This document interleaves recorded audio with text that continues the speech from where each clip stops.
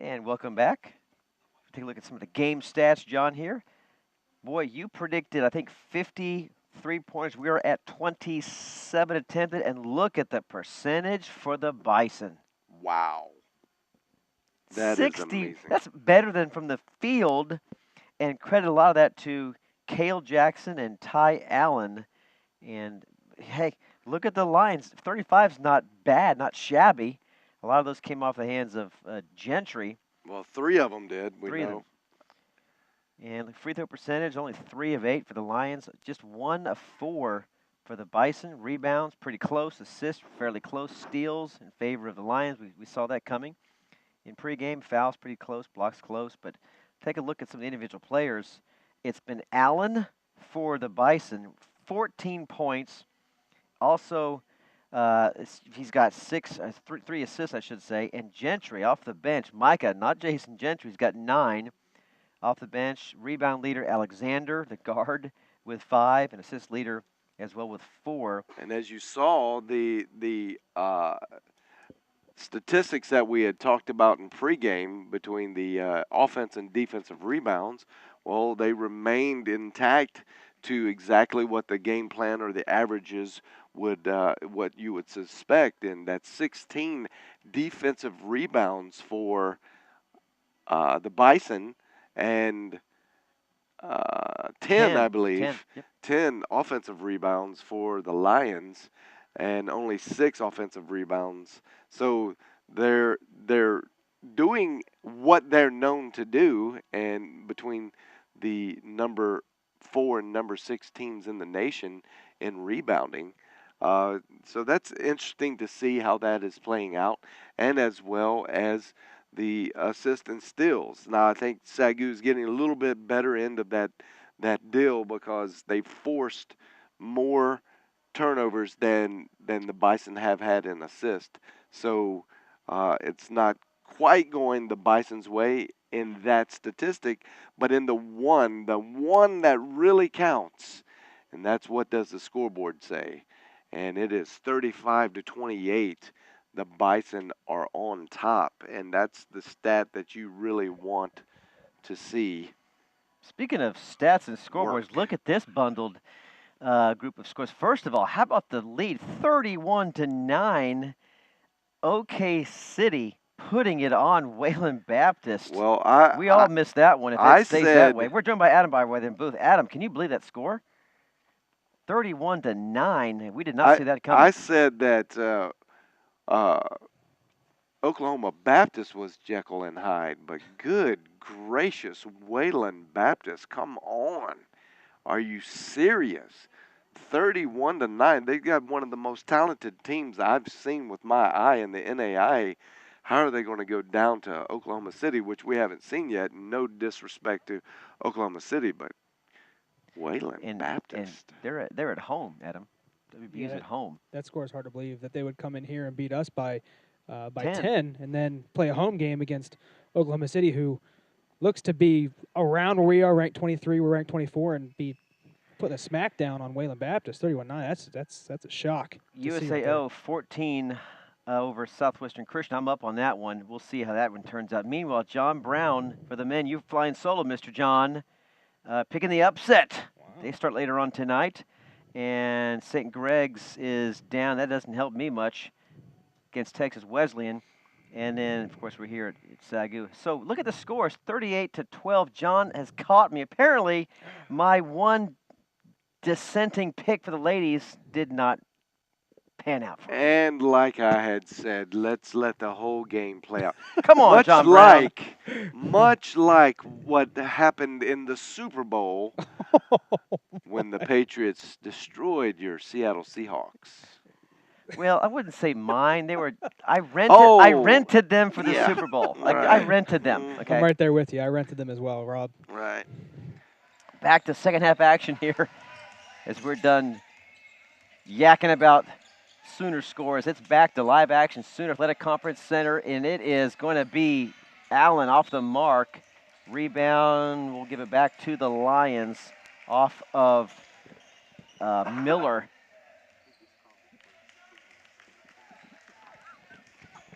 Starting 5 back out on the court for Coach Boswick. And Gentry somehow maintained possession of that ball. 20 in the shot clock. Rashad works it right. Spins baseline. Tough shot and a whistle. I think he'll go to the line in the act of shooting.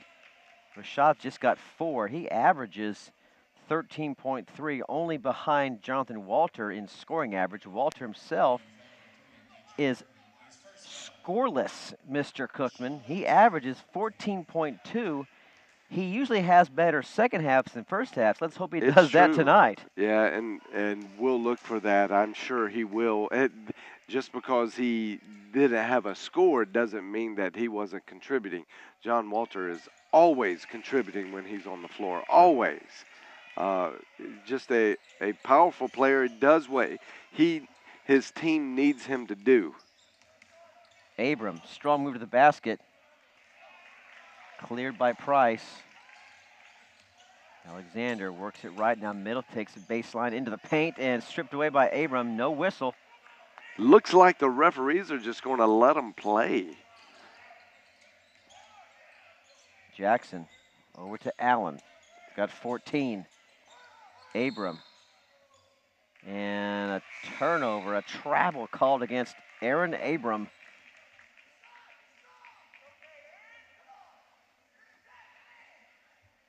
Big man playing like a guard. He dribbles the ball a lot out beyond the three-point line as he is right here. And that one just a little awkward footwork there and got whistled. Walter.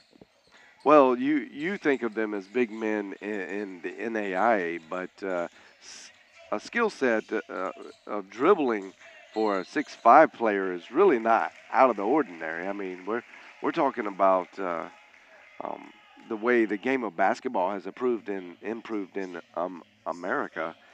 It is not odd to see a point guard, 6'4", 6'5", in Division I baskeball. That is true. Based upon the weights we have, though, he's only trailing 44 Jarek Rumpf Bender. We've not seen the game yet. So as far as pounds for pounds go, Abram's the biggest guy in the court. But you are correct. You're seeing big men being able to handle the ball with a lot more efficiency across the board, across many levels, in both college and pro. Now Jackson against Gentry on over to Hervey and a whistle underneath. You got to like the play of Kel Jackson. He's really smart. He does things correctly. I mean, just his fundamental play is off the chart. Doesn't make mistakes. Local hometown product from Shawnee, Oklahoma, right there where OBU is located. And DJ Hervey buries a 3 from downtown, 38-30. Leads up to 8.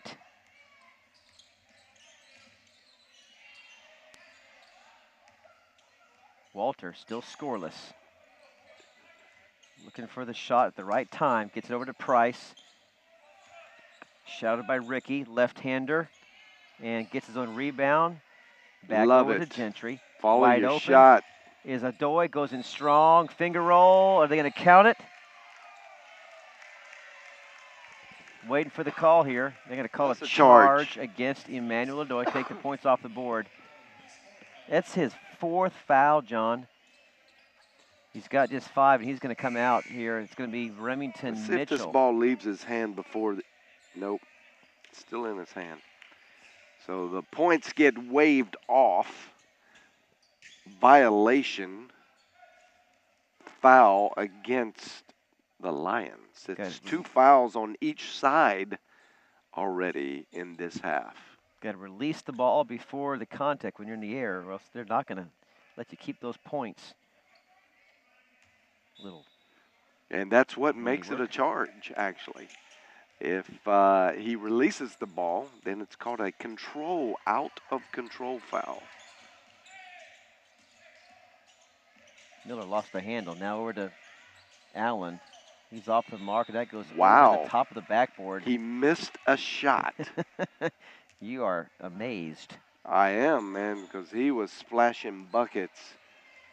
Making it rain in the first half. Man, that was impressive, that first half. Walter spots up Jackson. pump fake. Picks his dribble up, in trouble. And luckily back in the hands of Mitchell, who was in the right place at the right time. 14 on the shot clock. Gentry works right. Shadowed by Jackson. Bounce pass over to Alexander. Over to wide open Walter for three. Got it! Jonathan Walter. And as we had stated earlier, John Walter There it is. does what his team needs him to do. And now here comes a little press, led by Gentry and Alexander, just to test the Bison's ball handling ability under a little pressure. I like their quick ball movement in their offensive set, John. They are brisk and efficient in their ball movement. And as I had mentioned earlier in pregame, the one thing that this team needs to do, being that they are not deep, they cannot go deep on the bench, is take the air out of the ball. The patience is great. Coach Tolan is really executing his game plan well, and when you can have patience, run that much time off of your shot clock and come away with a good possession points. And they're going to call Alexander with a lowered his shoulder and his elbow. It took the wind out of out of Ricky's sails right there. A little body blow below the belt that sends Ricky tumbling to the ground. Yeah, and we all can empathize.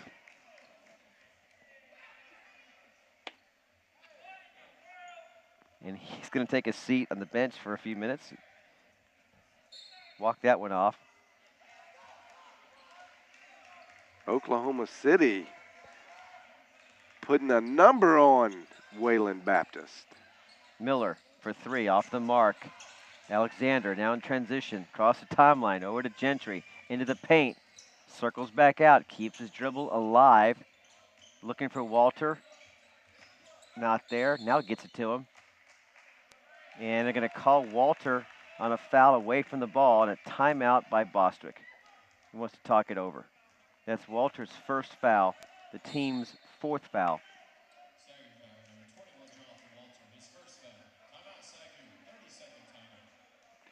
And we may have reported that score in error. We're doing a little bit of fact checking right now. Looks about like the Wayland game. About the Wayland game and OCU.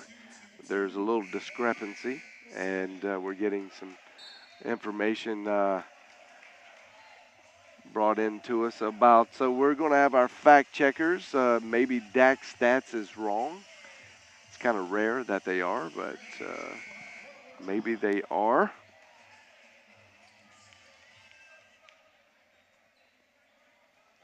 So it'll be Jackson. Miller will inbound the ball, check that underneath the basket. And to Hervey, and they've got a 7-point lead here.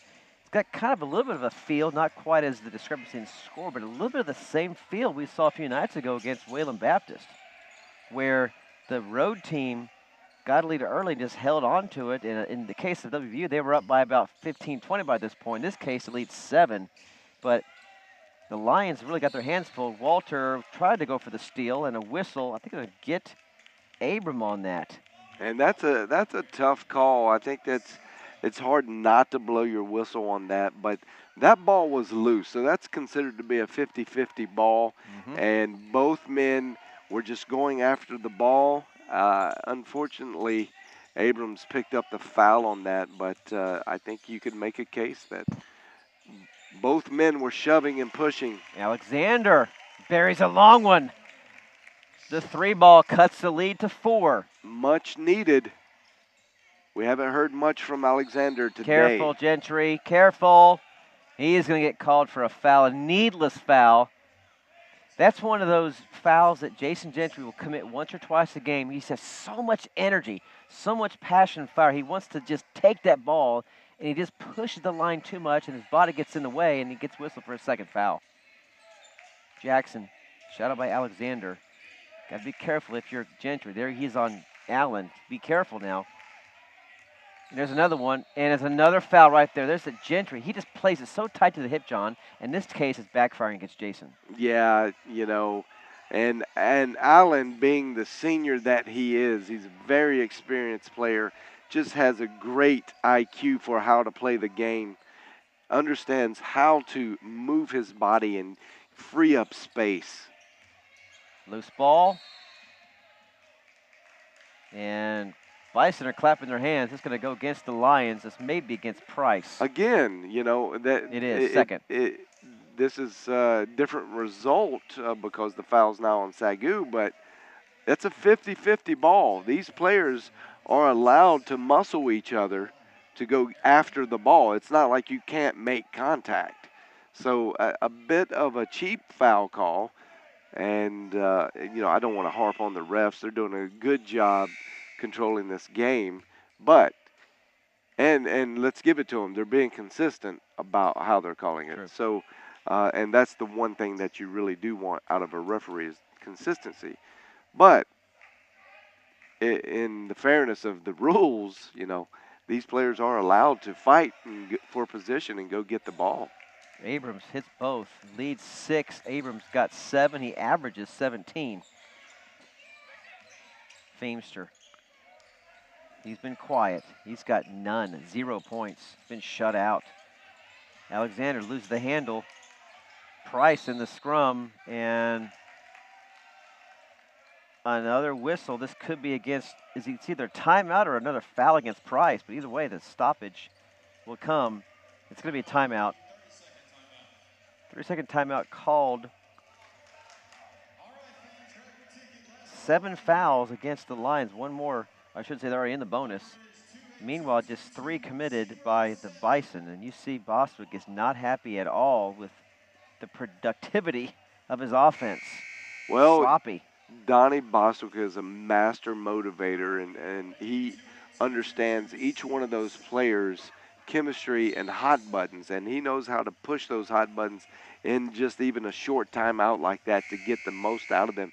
And I guarantee he's saying, look, these guys are against us, and these refs are against us. Let's go out and beat all 8 of them, you know, and just to rally the troop. I don't know that he really believes that, but you know, when you're down, you need a little bit of a surge, and you got to just gather the troops and get something, get in their head, get something going, get a fire started.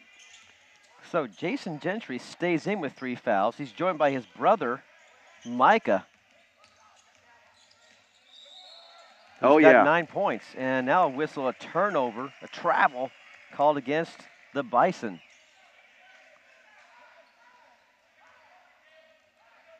Let's see if they get a purposed play here for Micah Gentry, trying to free up a 3. High screen pick. You called it. Didn't quite have the look, though. Over to Feimster now. And to Jason. Spots, turns, throws up an errant shot. Nothing but air. Jackson. Not there. Over to Hervey. Now Abrams spots it for 3. The big man. Moderately speaking, big man. Misses on that one. Alexander, the speedster, keeps his dribble. Quickly over to Micah. Now Feimster. All the way around the horn. Back to Alexander, left side. 20 in the shot clock. Micah for 3. Too strong off the back of the rim. Abrams clears.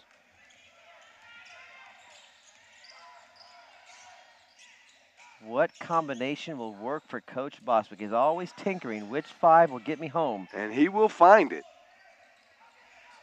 Right now he's got Mitchell and 2 Gentrys on the court. That's a rare occurrence. And Walters on the bench. With Feimster. And there's Alexander. And I think to look at a strategic move by Bostwick here is that he knows this combination really slants to Rashad Alexander being able to take some leadership role here. And there's a steal by Alexander. And get him going. Because this is not your general starting 5, so it takes him out of that point guard role and just gives him really the total access and freedom to do what he does really well, and that's score. You don't see that a lot of times in the starting 5 role because he's playing the floor general as a point guard, not as the scorer. He takes a quick seat on the bench to get a rest. It's Guidry back in now, and Erskine. Micah remains in the game. Gentry, the senior, Behind the back, over to Erskine, the sophomore from Centennial College, a transfer. Actually, he's a junior. 12 in the shot clock. High screen pick from Feemster. Gentry over to Micah for 3. Blocked. Saved by Erskine. Feemster in trouble. Too strong. And that's where we were talking about earlier, is that it takes Micah a little bit longer than most shooters to load up. Yeah, right. And that's what it is. that's So where it load didn't up. pay off. They've got to give him an extraordinary amount of space to get that shot off. And when he does, it's very accurate. But if he doesn't have that space, there's a high percentage chance that it's going to get swatted or at least tipped and get knocked off of its track. Ty Allen's been quiet in the second half. He's got point number 15. That's his first point in the second half. As you see the 3-point percentage comparison, OBU still above 50%. SAGU catching up, 44%. They were at 35 at halftime. Feemster with a rebound. OBU is at 64% from three-point land at halftime. Gentry working the offense into the paint. Skips it back over to Feemster. Long 3. No good. Tipped away. Erskine kept alive. Micah. Over to Gentry. Looking for help. Scott Feemster in the paint. Good. Good court awareness. Finding his man. Gidry to Feemster. The lead is just 2, John. SAGU's just hanging around. Climb back from an 8-point deficit. They're right there. And it's going to be a whistle. And a charge is called against OBU. It's going to be against Aaron Abram. That's going to be his 3rd foul. And we like to refer to this group as the Lion Change, the second starting 5, really. And they are holding it down and making headway. They are producing, and that's why you're seeing Boswick just let them play. As long as you produce for Boswick, you will get to play. Most of the scoring has come from the starters for the Bison still. Ty Allen with 11. Cale Jackson, 11. Ty with 15. Aaron Abram with 7. And there's a big drop-off after that. The next closest is 4 with Miller. And as we said before in pregame, the bench is basically averaging about 2 points. That's about where they're at in this game as we are nearing the 11-minute mark in half number 2. Gidry in trouble, keeps it alive. Dribbling way too much. The psychiatrist is doing some work.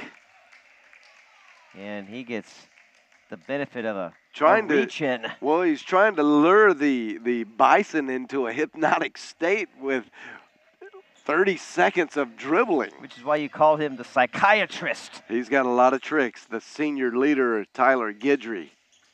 Works on Allen. High screen pick from Mitchell. Over to Micah. Not there. Now Feemster turns, spins in the paint. Pump fake back to wide open Mitchell from 18. No good. And ripped out of the air by Byron Miller, the junior transfer from Collin County Community College. And a swat at the other end from Mitchell. We'll keep it here, though. Remington Mitchell. It hit the backboard, actually. And actually, Feemster, you're right. You're saying it's hit the backboard. Well, it did. It hit the backboard. Look, my hand was fooled there. I was fooled by the vision. It looked like he blocked it. It was a backboard hit. You're right, Mr. Cookman. We'll keep it right here. But still, that's a bad call because I think the refs thought what you thought, and that Mitchell might have hit it. Feemster's open in the corner. Erskine keeps himself. Now over to Mitchell. Gidry got away with a shove off of Allen. Hesitates. Tough shot, no good. Ill-advised shot from Tyler Gidry. And here comes the line change. We'll see the starters back into the game at the next stoppage of play. And it may come on via timeout. There's a big, big 3 right there from Byron Miller. Boswell let him play on. The lead is up to 5. We're under 10 remaining in the second half. Well, this is where Coach Boswick really hopes that he's going to see the depth of his bench come into play. Because in most teams that are very shallow in their depth, they will they will actually start feeling the squeeze of the cardio and the tired muscles right about this point in the game. Usually it's 8 to 7 minutes left in the second half. You'll begin to see that wall that was a strong wall up until then start to just gradually crumble, and this is totally, even though the Lions they're down 5 at this point, because it's a low scoring game. It's only 41 to 46. It's hugely playing to the favor of the Lions. If this is a low scoring affair, the Lions will come out. They'll find a way to win. It's when we see teams being able to really outscore the depth of the defense that the Lions have is when the Lions get beat. Austin Gwynn and Ricky back in the game for the Bison, and head coach Doug Tolan in his 14th season at the helm. Alexander crosses over Allen, over to Gentry. Allen over back to Alexander. Walter, not there. Over to Price. The left-hander gets bailed out at a foul behind by Byron Miller. Will send Marcus Price to the charity stripe. He's only got 2 points on the night. That is going to be the 4th foul on Miller. He's got 7 points, but 4 fouls. He may. You know what? Here's a good point in the game now, John. What do you do now? I guess they're gonna actually have him take a seat, bringing Abram back in. How long do you keep number 20 on the bench? He's your 3rd leading scorer, 15.6 points a game. A tough, scrappy player, but he's got 4 fouls. So attrition, the 8-minute mark you mentioned, it's at that spot right here. Can the Lions put the squeeze now as they put the pressure on the Bison with a full court press? Well, this press is going to we're going to see here within the next minute and a half what the mental aptitude of and the physiological nature of the Bison are and is, because it will break down. If there's any weakness, that weakness will be exposed around 8 minutes, 7 minutes left in the game. Chandler Rickey, the left-hander, buries the first. He's fouled by Marcus Price. The body right there. Chandler Rickey has really come in and contributed very well and given great minutes off the bench for this team. And without him, I think the score would be very different. They would be tied. He has 5. The lead is 5. Well, it's not just that. He's providing some presence, some defensive presence, and offensive rebounding that they don't normally get when he's not in.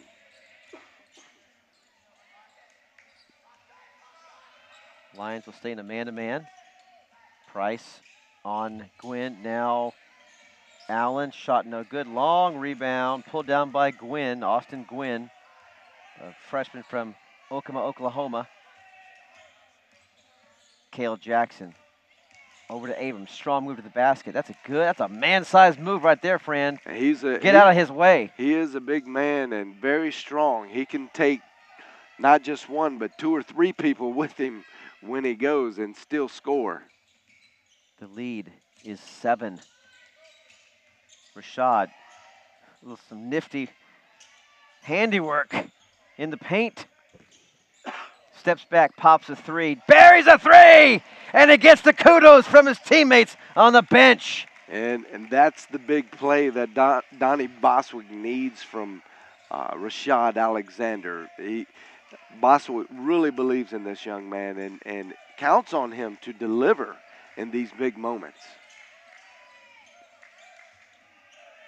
Rashad Alexander has pulled the Lions to within 4. 7:30 remaining, 9 on the shot clock. Cale Jackson not there. Abram with the pick over to Gwynn. Long 3. Does he answer? No. Long rebound, pulled down by Alexander. Looks up ahead, crosses midcourt, sees Walter. Pump fake into the paint, draws contact, and the hoop and the arm. The drive for the deuce, baby! Jonathan Walter, And Mr. Second Half. That's right, and that's what John Walter do. There's never a doubt what you're going to get is exactly what you need from John Walter. He is just the clutch man on the team, and will give it to you exactly when you need it. And as we were mentioning, this score is playing so to the favor of the Lions. And that's the 4th foul on Chandler Rickey, John. He's got 4. He's got to be careful. Now you're getting into the lack of or depth of the bench will be tested by OBU in the next few minutes. The fouls keep coming. Cale Jackson shadowed by Marcus Price. 2-point lead for the Bison on the road in a big Sooner Athletic Conference ball game. Price and Jackson, 13 the shot clock, now shadowed by Walter. They switch off. Could be a mismatch. Now it's Abram back on Price. And pass inside to Ricky. He slipped through. Some nice, nifty offensive work just to find the open man to slip the screen. And Chandler Rickey converts on the bunny. He is Mr. Clutch for OBU right now. Unlikely, but is really giving them exactly what they need. And looks like It's going to be Allen. Ty Allen, yeah. His second.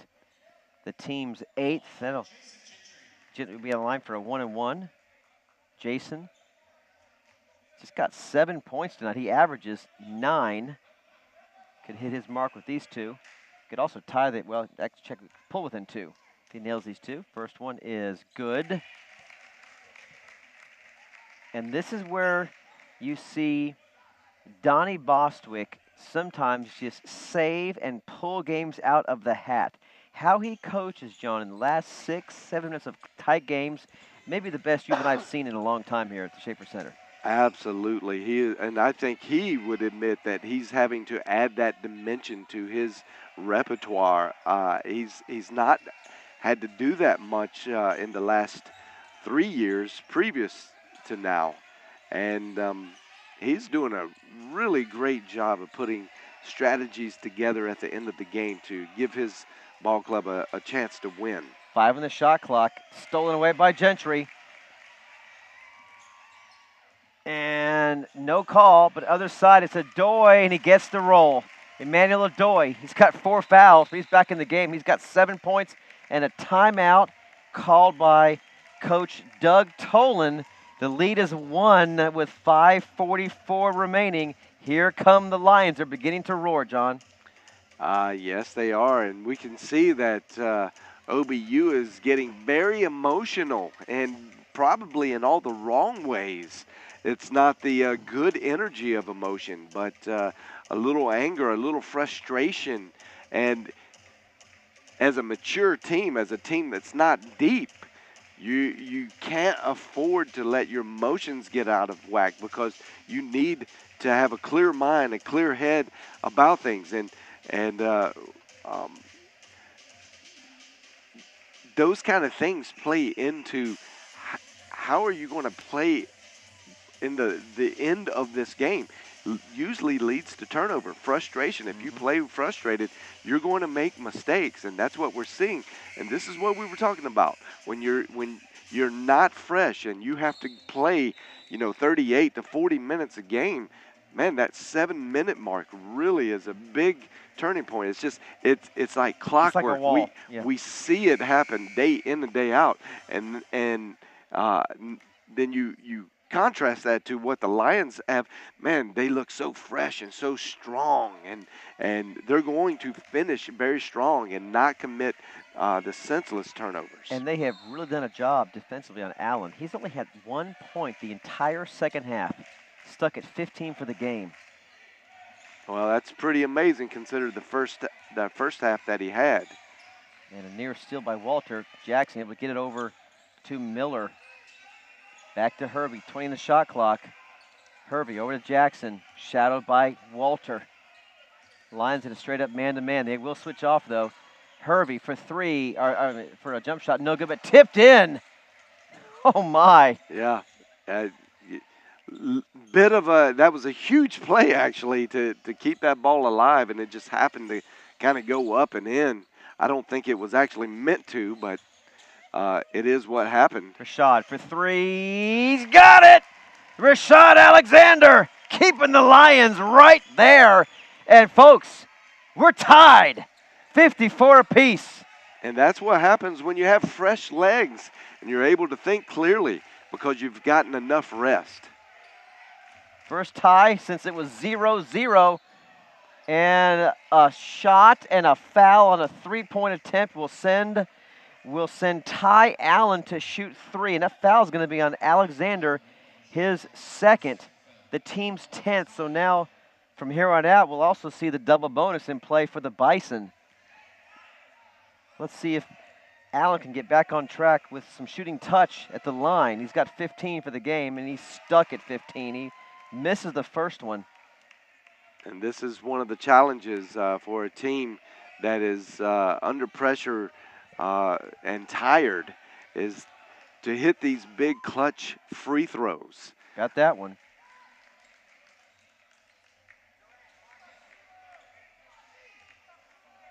It's 95 of 114 free throws on the year, so about a 75% free throw shooter. And he hits 2 of 3. The lead back to 2.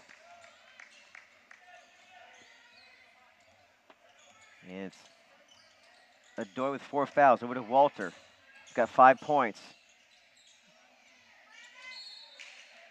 And a whistle underneath the basket. It's going to be called against the Bison. We'll send Jason Gentry to the line. And it's actually going to be Allen. And that was a good catch by the referee. Allen tried to poke it, and he went over the man's back. And it's a good thing that it wasn't on Chandler Rickey because he'd be gone. Gentry's first is good. Allen's got 3 fouls, and here comes shot number 2, and Gentry's is off the mark, so 1-point lead for the Bison, 4:20 remaining. And here's where the ball game really begins. It's the second ball game. It begins right now. Essentially knotted things back up. Will fatigue be a factor? Will the bench be a factor? It's a big factor. And Alexander in transition now, spots up a 3. Oh, it looked good, but it is off the mark, a bit too strong. Right on the mark, just a bit too deep. And here comes Herbie. He crosses over Alexander, keeps his dribble alive, and he's still backing up. Great ball handling skills by Herbie. An interesting set here by the Bison. Everyone up high, the paint completely vacant, even down on the wings completely vacant. Everyone's up high. Well, that's a standard run for OBU. They've been running this play all night. Above the free throw line, stolen away by Alexander. He backs up, now crosses midcourt, spots up Walter, inside to Price.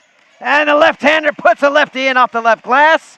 And the Lions have their first lead of the game. It took 17 minutes to do it, but they got their first lead, 57-56.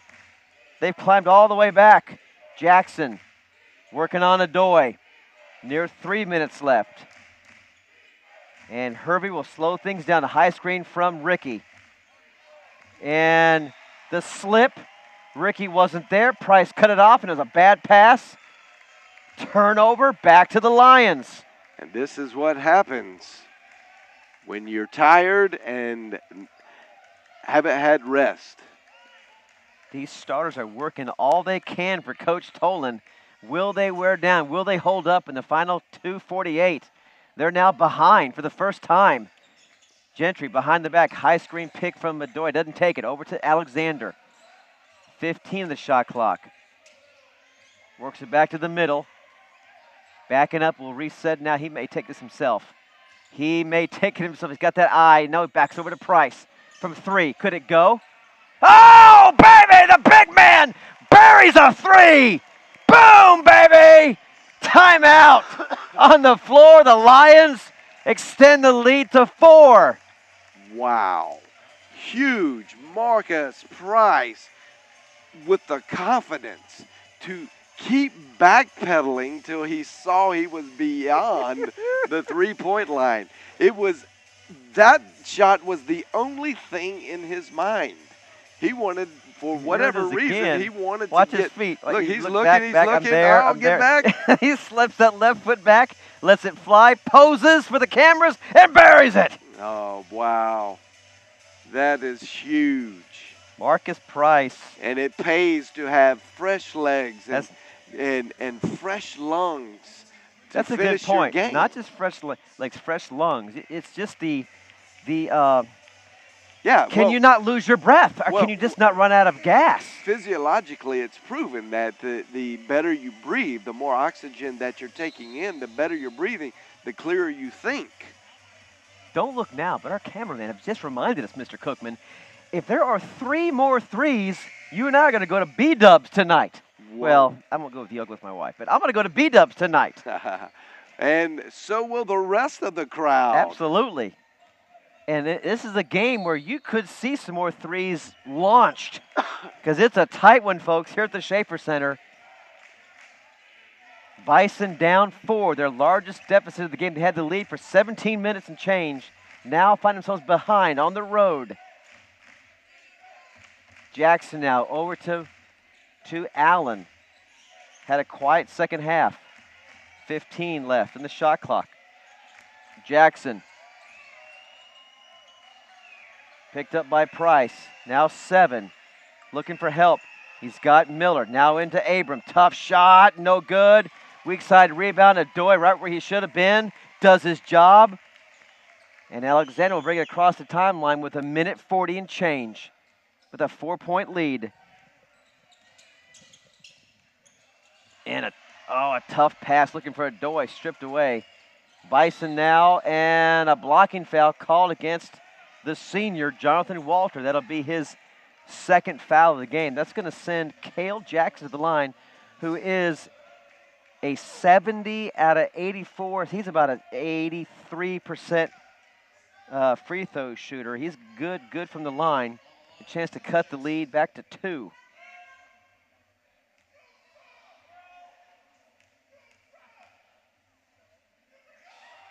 First free throw is good, back of the rim. Cale Jackson's got 12. He averages 14. Looking for point number 13. And it's good. He's a pure shooter. He's definitely who you want to have the ball at the end of the game.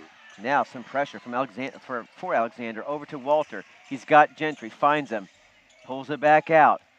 Wisely. Working more of the shot clock. Yeah, that's exactly right. A wise move by Jason Gentry. Shadowed by Allen. Walter doesn't take it. Skips over to the paint, finds Alexander, backs up, now into the paint, over to Adoy. 10 the shot clock. Gentry likes the look. Too strong, weak side rebound. I should strong side rebound. Picked up by Adoy, and a fresh 35 on the shot clock. We're under a minute remaining, 50 seconds. Do you foul now, Mr. Cookman? No, you're going to let this one play out. It's a risky proposition, but it's only 2 points. And there's a cheap foul called out front. I think Abram decided to take matters in his own hands and just stop the clock and send Walter to the line. It's going to be the 4th foul on Aaron Abram. So now you've got Ricky with 4, Abram with 4, and I think Allen's got 3. So attrition is right there. We're at 40.2 left. So we'll see how the fouls play out. First free throw is good from Walter. Lead back to 3. Well, Cale Jackson doesn't have any fouls, and second one no good. So here we go, folks. Down by 3, 4 seconds differential on the shot clock and the game clock. They need a quick 3 and then be Don't able foul. to. Don't foul, Mr. Gentry. Guard the 3. Here comes the 3. And what a rebound, but no good from Abram. And now the Lions have the ball and the lead with 17, and a foul in the backcourt will send Rashad Alexander to the line, and one free throw just might seal it. You won't say that for sure. You still got 17.4 left, but a big free throw here would give them a 2-possession lead with just seconds remaining. It is the 4th foul now on Allen. So 3 players with 4 fouls. Yeah, and the right guy has to foul. So Cale Jackson has to step up. Oh, he missed it. And create a foul, as well as Hervey. Price having a good game. He's got 9. Alexander with 17. He averages 13. Gentry with 9. Walter, a slow scoring game, but like you said, been effective on the defensive side. He has 5 tonight. Manuel Adoy has 7. He averages 8. So Rashad has one more coming. 17.2 left. The lead could be 4. If it's 3 and the Bison get the ball, they'll have a shot to tie before regulation is over. What do you do if you're coach Tolan right now? What do you tell him in the bench right there? What's your last instructions? Well, get the rebound. Let's get a push up. Let's get a good, quick look. We need a 3. If you can't get a 3, if you don't get a good look at a 3, look down low. But no matter what, everything at this point has to be a good, quick shot. Second free throw on the way from Alexander. And he has the talent, the three-point talent. Got it. To be able to take care of business. It's a 2-possession game no matter what. Unless somehow you get a foul on the three-point shot. They need to get the ball. For 3, no good, off the mark. Kept alive somehow, and over to the scores table. Off the initial miss from Byron Miller, now 5.3 left and a 4-point lead. Sort of inbound the ball, gets to Walter, and they can't catch him. And time is going to run out, and the Lions pull one out. In trouble for 16 and a half minutes. Come away with a gritty 62-58 victory. Both teams well below their scoring average. Wow. Lions will improve to 8-5, and the Bison will drop to 6-7. A big win for the Lions as they now go on the road for 3 straight. Well, that is really, when we talk about the 5-game homestand that we just had, coming away 4 out of 5 victories is quite significant, given that this Sooner Athletic Conference is so tight around the middle. It's it's starting to stretch out just a little bit and give some teams some breathing room, but there's still a lot of games left to be played. Only one more home game for the Lions, and so they're going to have to go do and take care of business on the road against a couple really tough opponents, and then come back against a tough opponent in Oklahoma City University. See some of the final stats. Allen finishes with 17. He had 14 at halftime. We really did a good job for the Lions of shutting him down. Abram led all rebounders for the Bison with 10. Meanwhile, Alexander, Rashad, 18 points, scoring leader. Rebounding leader, Alexander with 7. And assist leader, Alexander with 7. And so we'll be talking in a moment with the player of the game, Rashad Alexander. You look at some of the final stats here. They were 63% at the half from 3. They cooled down to 43, did the Bison. And as well as the field goal percentage overall down to 38. Meanwhile, the Lions kicked it up. Let's look at your math. 26 plus 23, 49. You were 1 off. You failed. You called 50. We needed 1 more 3. You should have got out there and fired 1 more up. Yeah. So, look at the free throw percentage. My goodness, Lions under 50%. That could have been a big change in the game. If those fall, this could have been a blowout. Wow. So let's go down courtside, check with Adam, who is with our player of the game, Rashad Alexander. Adam? Thanks, Rob. Big games and big shots seem synonymous with our SAGU Sports Network player of the game, Rashad Alexander. Now, Rashad, in a game like this that's so close and so toughly contested, in a playoff push, what's this win mean to you guys? Big win, another big win. We just got to keep building off this. We got 5 more games to go. Everyone counts. Every game matters. So. Now, how do you feel about this upcoming road trip where you have a couple games in a row? It's going to be tough, but with God on our side, we can do anything is possible. So. All right, hey, good luck on the road. Good game, Rashad. Back to you, Rob and John. All right, thanks. We want to credit Coach Donnie Bostwick for, again, outstanding substitutions, pressing at the right time, knowing the flow of a game is going to change around the 7-minute mark, like you said, and you were spot on, Mr. Cookman. This is when the game began to change. The Lions were down by 7 at half. They climbed to within 1 with 5:44, and they took their first lead at 3:20, and they coasted from there. Well, I wouldn't say coasted, but they held on from there. Yeah, well, the fact of the case is when a team that is not deep Hmm. can't expand its tents in the last minutes of the game, it's hard to score. It's tough enough to play defense, but it's hard to score, and that's where you're seeing the Lions really take advantage of their assets, and Coach Boswick understands this philosophy and really just keeps perpetuating the good tools that he has, and that is the deep bench. He lets people play. So he lets them earn their minutes in practice. Yep. If you come to practice and you play hard, you're going to get to play. Well, that's great. That's a great philosophy to have. But more than anything, those fresh legs, fresh lungs beat teams in itself. Just that strategy really help beat these teams down in the big stretched moments. And you can bring in the most talented team. We've seen them do it. Bring in really talented teams. But if they don't have help beyond the first 5 or 6 players, it's not going to work against a Donnie Boswick coach team. And that's why I think Donnie Boswick should get Coach of the Year again In the Sooner this Athletic Conference. year. In the Sooner. Yeah, absolutely. Alexander has 18. 3 players finished with 9. They are Marcus Price and both Gentry brothers, Jason and Micah, 9 each. And behind them was Emmanuel Adoy with 7 and Walter with 6 for Oklahoma Baptist. It was Ty Allen with 17, Cale Jackson with 13, and 2 players at 9, Aaron Abram and Byron Miller. We're joined now by Adam Ferguson, which means it's time to check in one more time with our guaranteed wins, our Twitter contest. And let's see who is in the lead now. Well, I think there's Game still 1. some outstanding games. We had the score wrong, so Wayland Baptist apparently either they majorly came back or we had the score wrong. Yeah, well, the DAC stats were wrong. There it is.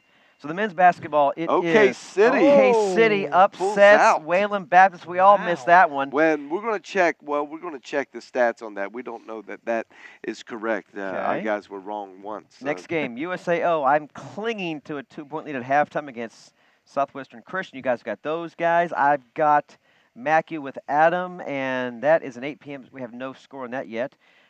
St. Greg's. Actually, we do. St. Greg's, they are down by 2 against TWU. Come on, St. Greg's. Help me up. Help a brother out. And finally, the game we saw here at the Schaefer Center, 62-58. So as of right now, Mr. Cookman and I are tied. And now Texas we now have an Wesleyan beat St. updated Greg's. final. Yes. No! Yes. Say it ain't so. Yes. I have now fallen behind the bald man in the middle of your screen. And you may go 2 down because JBU is running really tight with MacU right now. Do we have a score there? With about 10 minutes left in the game. And, they were down 3 points with 10 minutes left in the game. I might actually move up in the standings this week. I'm hoping. We'll see. I don't.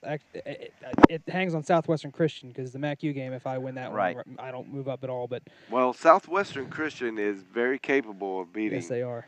USAO. Yes, they are. I may get that one back. Well, we'll see how it goes. So anyway, the Lions go on the road for 3 straight. St. Gregory's on Saturday, then USAO on Thursday, and then the 21st of February on the road against JBU, and then back at home for our final broadcast of the season against Oklahoma City. There you see the schedule coming up.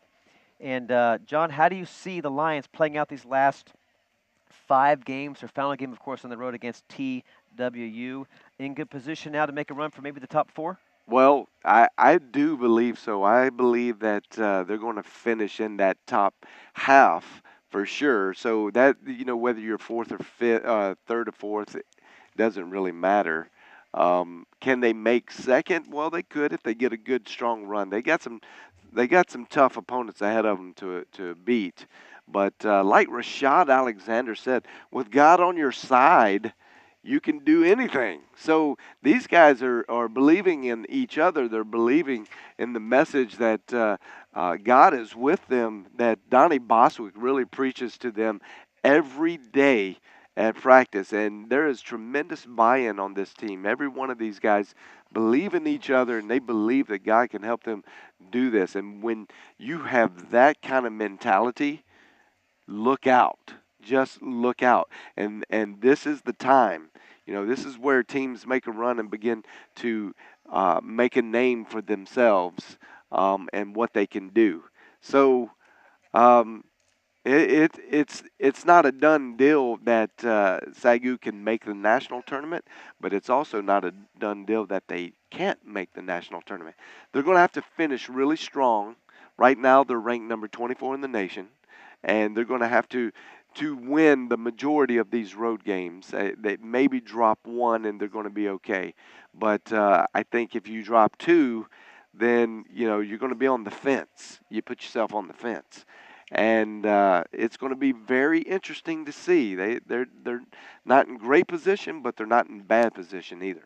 If Mackey can slip and stumble just a little bit, they'll open the door for a lot of teams to snag that first place position. And let's remember one thing as we leave here.